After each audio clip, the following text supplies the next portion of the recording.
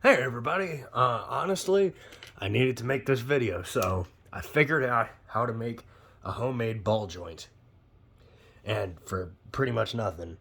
And my fellow crafters need to know how to do this, because ball joints are insanely important. For example, this All Today's hippopotamus I'm working on. Look, here's one that's fully done. It's tight, you can turn it, it stays perfectly, and it swivels. So I'll show you how to do it. First, you're going to need these tools. You're going to need a bead, you're going to need a chopstick, or whatever thin stick that you can carve down, X-Acto blade, some sort of type of thin plasticky lid. Hold on a second. There we go. I prefer these Cult caps just because I have a shit ton of them. Mind the mess in the background. It's pretty much this kind of plastic.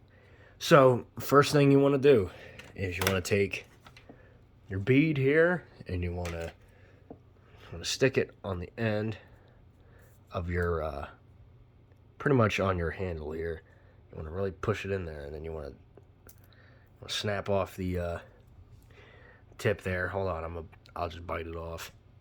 Alright, so pretty much I bit off the tip, and as you can see here, and then I couldn't get it all out, so I just kind of took my X-Acto knife and cut off the bit. So, hold on a second there. There you can see it better.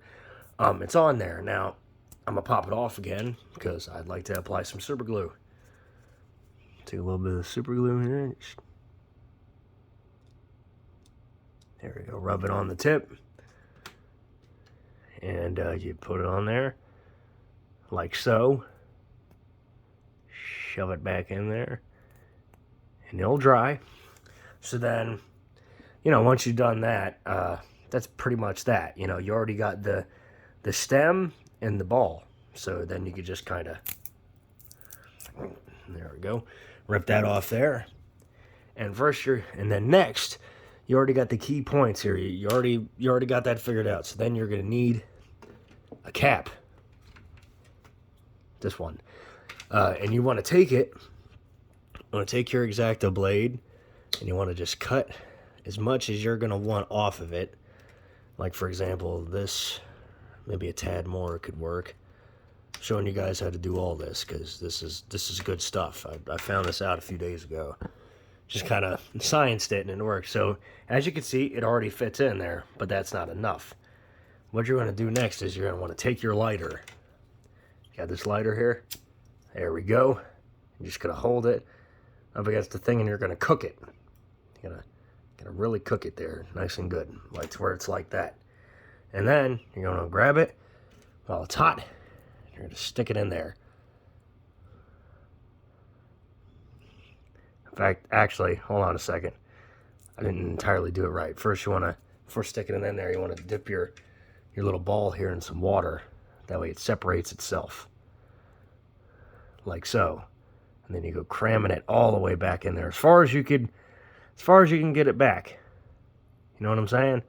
And then, see there, more or less works. Now, it's not as strong as the other one, so I'm going to take my lighter once more. Hold on a second. Take my lighter once more here. Oh, there we go. Gonna melt it a tad bit more. Come on, melt, you motherfucker. Melt. There we go. Alrighty.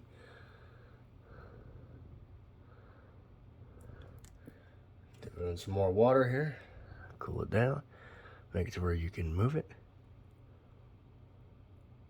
Now this one's a tad loose. I might have done it wrong.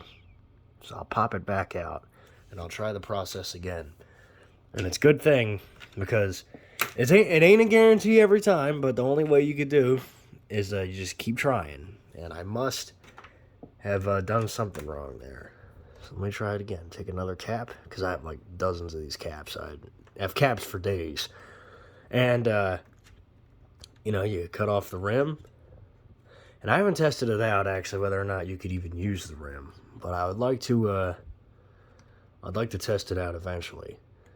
You probably could. I mean, it's just a simple matter of heating up plastic and letting it harden.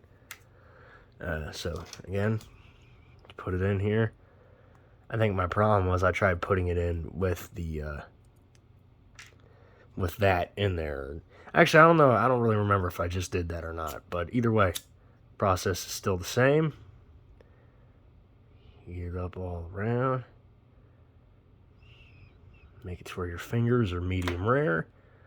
And then you just kind of dip your little ball here in some water. That way it slides in, and you just cram it in there. Like, don't be afraid to really just kind of get in there, you know. It gets hot, but you'll live. There we go. That's the way to do it. And as you can see, you have a ball joint. A fully sustainable, working ball joint. And it's strong, too. Barely budging. And look at all that range of motion you got. It's nice and tight, too. It'll hold the head or arms or legs of a creature you will make. It will hold it tight, and it won't let it go. Unlike most marital people these days. But, you know, unlike most relationships, this won't let you go. You know, this will stick by you and be loyal to you to the end. And it's cheaper than a lot of ball joints you buy. Frankly, I'd still buy the Amazon ones for, like, the smaller bits. But as for, like, parts that are just, in general, like, neck articulation, like that one over there, like, yeah, I'd use this part. Now, for the head of the hipposquatamus here, I would just simply attach it to that part, and, yeah, it would be able to kind of twist and turn and look around and do all that good stuff. And actually, while I'm here, I might as well show you how I articulated the mouth.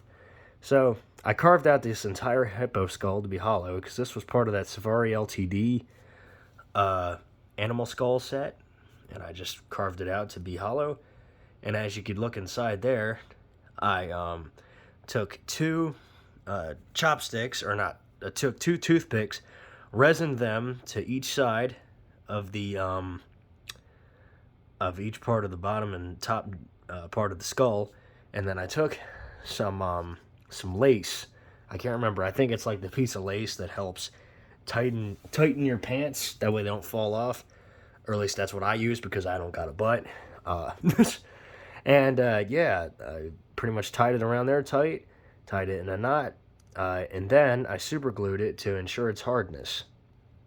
And that's how I got an articulated jaw, more or less. It's pretty good, too. It's strong. It's on there. So anyways, back onto the ball joints, and I just wanted to show you guys that.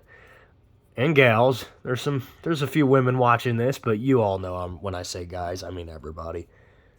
It's like 22% of my watchers are women, apparently, and I looked at that and I said, you know what, good for them, 22%. You know, they're breaking the mold and doing, you know, and watching stuff that they enjoy. Good for them. But yeah, that's how you make a ball joint. Look, and it's existed for like less than 3 minutes, and it's ready to rumble. You know, it's good to go. It is ready to take the part of a creature and help hold it till the end of all time. And yeah, all this stuff was cheaper than shit. I mean, the chopsticks were free. I got them at a Chinese buffet and just took a shit ton of them when I left. The beads are from the dollar store. You get them pretty cheap, and then the caulk caps come with the caulk that I use to sculpt, so it's perfect. So anyways, yeah, I just figured I'd show you. And look, it ain't even budging. Like, it ain't coming out. Like, it's in there forever. So yeah, and it's pretty stable too. So it'll hold your creature's head in a pretty good, and like it could even move from up and down, left and right. You know, like it's good. It ain't going nowhere.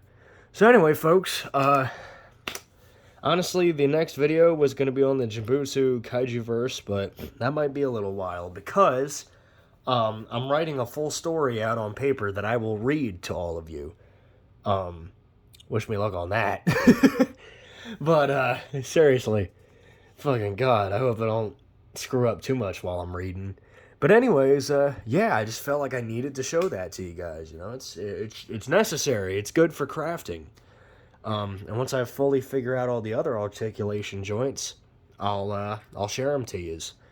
But that alone right there, that will get you a long way. So everybody who watched this, I hope you have a good one, and I'll see you in the next video.